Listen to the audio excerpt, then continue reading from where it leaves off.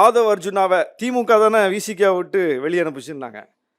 எங்கள் தலைவர் ஒரு முடிவு எடுத்து அறிவிக்கிறார். அவர் அதற்கு கட்டுப்பட மறுக்கிறார். கட்டுப்பட மறுத்தவுடன் இடைநீக்கம் செய்கிறார். 6 மாதம். அவர் கட்சி தான் முக்கியம் நினைச்சிருந்தா அந்த இடைநீக்கத்தை ஏற்றுக்கொண்டு கட்சியில் அவர் தொடர்ந்து இருக்கணும், வெயிட் பண்ணியிருக்கணும். அவர் இன்னொரு முடிவு எடுத்து இன்னொரு கட்சிக்கு போறாரு. இதுக்கு நாங்கள் என்ன பண்ண முடியும்? இதுக்கு திமுக என்ன சம்மந்தம் இருக்கு?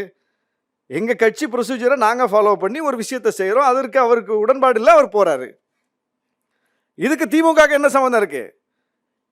அப்ப திமுக இருந்து அவர் வரும்போது எங்க கட்சியில துணை பொதுச் செயலாளர் கொடுத்தவன் அதுவும் திமுக சொல்லியா கொடுத்தோம்? அவர் திமுக இருந்துட்டு தானே வந்தாரு விசிகாக்கு. அப்ப அங்க முரண்பாடு இருக்க போய் தானே இங்க வர்றாரு.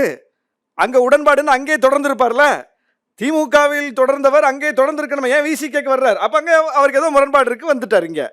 அப்போ திமுக எங்களை கட்டுப்படுத்துதுன்னா ஆதவ அர்ஜுனா எப்படி திமுக ஆதரவாளர் இருந்து விசிகாக்கு வந்தாரு? அந்த கேள்வி இருக்குல்ல. அப்போ எங்கள் முடிவை நாங்க எடுத்திருக்கிறோம்.